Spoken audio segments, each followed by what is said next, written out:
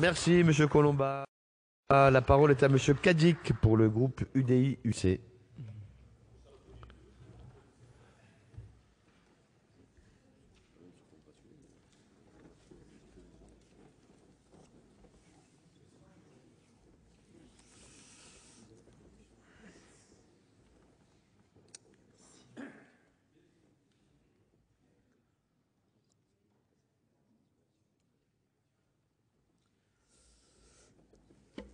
Monsieur le Président, Monsieur le Ministre, mes chers collègues, l'expression « emploi de demain » devrait résonner comme une promesse, surtout auprès des plus jeunes, pour qui un emploi de demain, c'est par définition un métier auquel leurs parents ne comprennent rien.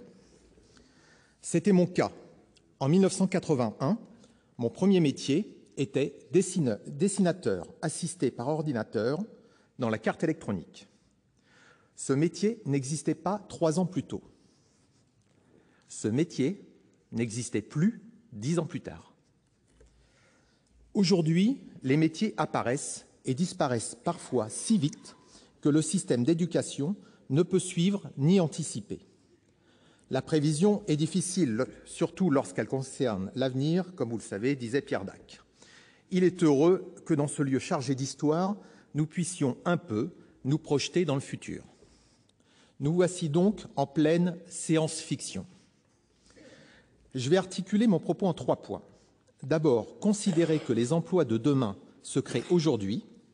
Ensuite, identifier les futurs gisements d'emplois. Et enfin, évoquer les emplois d'avenir en termes de volume. Mais avant tout, je veux revenir sur ce que je vous ai dit, Monsieur le Ministre, lors d'une audition précédente. Les jeunes de 20 ans sont nés dans une Europe aux frontières ouvertes. La mission d'un ministre de l'Emploi d'aujourd'hui n'est plus de se préoccuper uniquement de ce qu'il se passe à l'intérieur de ses frontières. Elle est aussi de faciliter la mobilité professionnelle internationale pour permettre aux personnes d'aller saisir l'opportunité d'emploi où qu'elle se trouve. C'est la raison pour laquelle je pense que vous devez vous intéresser à ce que nous avons construit à l'étranger pour soutenir la mobilité professionnelle. En effet, actuellement, votre gouvernement la menace. Premier point, les emplois de demain se fabriquent aujourd'hui. Nous n'avons eu qu'un avant-goût de la 3e révolution industrielle avec les nouvelles technologies de l'information. Une lame de fond pointe à l'horizon. Nous la baptisons tour à tour clean tech, biotech, medtech, nanotech, sciences cognitives ou encore robotique. Voilà évidemment des gisements de métiers. Pensez que nous parvenons désormais à reprogrammer des cellules pour réparer des organes endommagés, tels que le cœur ou la rétine. Thérapie cellulaire, exosquelette ou microélectronique, demain les sourds entendront et les aveugles verront. Nous sommes désormais aux portes de l'immortalité grâce au génie génétique. Nos ingénieurs et nos mathématiciens sont mondialement reconnus. Notre crédit d'impôt recherche est le plus généreux du monde. Pourtant, cela ne suffit pas. Si les investissements d'aujourd'hui font les emplois de demain, ces investissements doivent être de plus en plus massifs. Sinon, Carmat, notre fabricant de cœurs français, sera racheté par une firme américaine, comme tant d'autres de nos pépites nationales. Pour que les emplois de demain se créent dès aujourd'hui en France, les pouvoirs publics et le législateur doivent se pencher sur la question fondamentale des capitaux propres. Multiplier les incubateurs ici ou là est un bon début, mais il faut tout le continuum, à savoir un système de capital-risque doublé d'un système de capital-développement. Pour avoir une chance de développer des emplois dans ces secteurs innovants, et quels secteurs peuvent-ils se passer d'innovation? Il faudrait en France 10 fois plus d'investisseurs privés. Il nous manque ce segment peuplé de venture capitalistes. Notez, et c'est très révélateur, que nous avons traduit venture par risque et non par aventure. Quant à l'argent, nous en avons. La France est le 3e épargnant mondial. Notre encours d'assurance vie avoisine 1 500 milliards d'euros. Incitation fiscale et emploi de demain sont donc des mots qui vont très bien ensemble. Or, dans la loi Macron, rien ou presque au sujet de la fiscalité. Je croyais qu'on voulait la croissance. Dans nos entreprises familiales, aujourd'hui, les actionnaires minoritaires qui sont soumis à l'ISF réclament des augmentations de dividendes pour pouvoir payer leur ISF.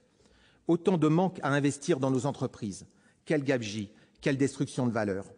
Sans parler des charges sociales. Henri Castries, PDG d'AXA, disait dans Le Monde il y a 6 mois que Londres était plus attractif que Paris pour développer de nouvelles activités et des emplois qualifiés. Par ailleurs, à l'heure du combat géostratégique entre États-continents, nous devons sortir de notre condition d'État confetti. Il nous faut penser l'avenir au niveau européen, une idée chère à l'UDI. Des investissements ambitieux ne peuvent se concevoir qu'à l'échelle de l'Union européenne. Il faut aussi harmoniser nos législations, par exemple achever au plus vite de créer le marché unique numérique. Second point de mon intervention, comment identifier les emplois d'avenir pour enrichir notre économie? Dans le rapport du Sénat et sur les métiers de demain, Manpower nous indique que les 2/3 des écoliers en classe maternelle occuperont des emplois qui n'existent pas encore aujourd'hui. Le cabinet d'études McKinsey a, lui, identifié dans un rapport de mai 2013 12 technologies porteuses de nouvelles compétences. Je citerai l'Internet des objets connectés, la robotique, l'impression 3D, les matériaux avancés ou encore les énergies renouvelables.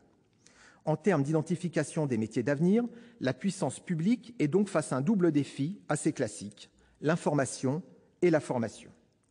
Combien de jeunes savent-ils qu'un chaudronnier d'aujourd'hui fabrique des châssis d'avions ou des réacteurs nucléaires? Autre profession ignorée, stratifieur, celui qui fabrique des pièces avec des matériaux composites. Ainsi, il y a des emplois de demain qui, dès aujourd'hui, ne trouvent pas assez de candidats, faute d'être identifiés, promus ou valorisés. Les métiers sont hybrides. Beaucoup de professions associent allègrement informatique, mécanique, électronique. Parmi les métiers hybrides qui émergent, celui de data scientist. Ce professionnel est un hybride entre un développeur, un statisticien et analyste du comportement humain. Le cabinet McKinsey a calculé que le marché du travail américain allait absorber 1,5 million de data scientifiques d'ici à 2018. Pour répondre à ce besoin explosif, nos écoles doivent mixer 3 filières, informatique, statistique et marketing. Il y a 10 ans, ce métier de data scientist était inconnu, comme celui de community manager. Il ne faisait même pas partie des métiers de demain de l'époque, ce qui nous incite, comme l'ont dit certains, à beaucoup de modestie. Un grand nombre d'emplois de demain seront les emplois d'aujourd'hui qui auront évolué, qui seront parvenus à s'inventer un futur malgré tout. Un exemple, la Poste invente le facteur postmoderne. Pour pallier l'effondrement du courrier, le postier rend visite chaque semaine à une personne âgée, isolée, pour lui faire plaisir et pour repérer tout signe inquiétant. Il est rémunéré 5 € la visite par le Centre communal d'action sociale. Rappelons que 2,5 millions de personnes de plus de 80 ans vivent seules en France. Sacré gisement. À l'image de ce postier, une partie significative des métiers de demain vont fleurir dans l'économie sociale. Assistance aux seniors, assistance aux personnes dépendantes, santé, mais aussi sport, art et culture. En mai 2014, l'AFP soulignait que 10% des emplois en France sont liés à l'économie sociale et solidaire. Dans les 15 prochaines années, le mouvement ira en s'amplifiant et permettra de compenser, heureusement, les destructions d'emplois liées aux autres secteurs. Dans le troisième et dernier point de mon intervention, je voudrais me concentrer sur l'aspect quantitatif des emplois de demain.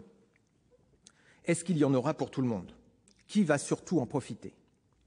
En septembre 2013, 2 chercheurs d'Oxford, Frey et Osborne, estimaient que 47% des emplois des États-Unis pourraient être remplacés à terme par les ordinateurs.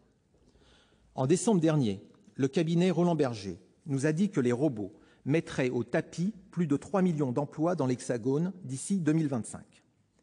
Ainsi, la révolution numérique serait aussi fatale au col blanc que l'automatisation industrielle l'a été pour les cols bleus. Que resterait-il alors? Les cols d'or.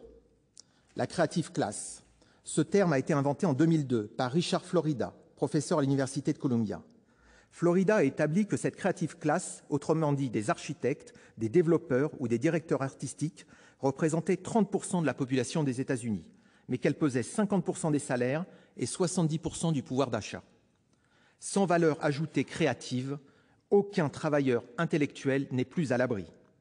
Les ordinateurs sont de plus en plus intelligents et capables de progresser par eux-mêmes. Déjà, les pilotes d'avion ou les traders apparaissent de plus en plus comme de simples auxiliaires de systèmes informatiques. Il est donc urgent que les écoles et les universités valorisent la créativité, qui est la capacité à imaginer, à innover et, ne l'oublions pas, à résoudre des problèmes avec des solutions inédites. Enfin, que va-t-il se passer pour les gens, on va dire, ordinaires, comme vous et moi? Ceux qui ne pourront pas accéder à la Creative Class auront-ils seulement droit demain à un emploi? Je vous le disais en introduction, avec l'avènement des ordinateurs, mon premier métier était un emploi assisté par ordinateur. Je ne serais pas surpris que la génération prochaine se voit offrir une immense quantité d'emplois pour assister les ordinateurs, en apportant une valeur ajoutée aux données collectées. Pour conclure, chers collègues, je souhaiterais partager une anecdote qui date de la semaine dernière. Il m'a été demandé d'évoquer lors d'une conférence mon expérience et ma vision d'entrepreneur. J'ai décidé de créer une société, il y a quelques années, avec pour vision « No paper, no people ». Aucun papier, aucun salarié. Les collaborateurs travaillent sur plusieurs continents. Je ne les rencontre jamais. Ils n'ont pas de contrat de travail. Ils sont indépendants et ils en vivent bien. Gérard Pélisson, cofondateur du groupe Accor, assurément une des plus grandes réussites industrielles françaises, s'est amusé de ma vision d'entrepreneur. En la comparant à celle de son groupe, qui a créé plus de 200 000 emplois, il s'est interrogé, à juste titre, sur la capacité de mon approche à résoudre le problème du chômage. En fait, nos approches ne sont pas contradictoires, mais elles sont complémentaires. L'avenir sera composé de multinationales mastodontes. Elles seront capables de rivaliser avec les États nationaux, qui devront se remettre en cause et s'unir pour avoir la taille critique leur permettant de garantir à leurs citoyens une libre concurrence. Mais de l'autre, il y aura un tissu de PME, de TPE, fondé sur des structures extrêmement flexibles, qui s'affranchiront de tout carcan administratif pour avoir la souplesse leur permettant de répondre aux demandes venant de tout lieu à tout moment. Les États qui sauront allier un environnement où il fait bon vivre et travailler verront leur volume d'emploi croître comme par magie. La ville de Toronto progresse de 250 000 personnes par an. Mes chers collègues, les emplois du futur, pour certains, sont les emplois d'aujourd'hui pour d'autres. Le monde a déjà changé. La question est, la France est-elle prête à changer? Merci. Merci. La parole est à Monsieur Grémillet pour le groupe.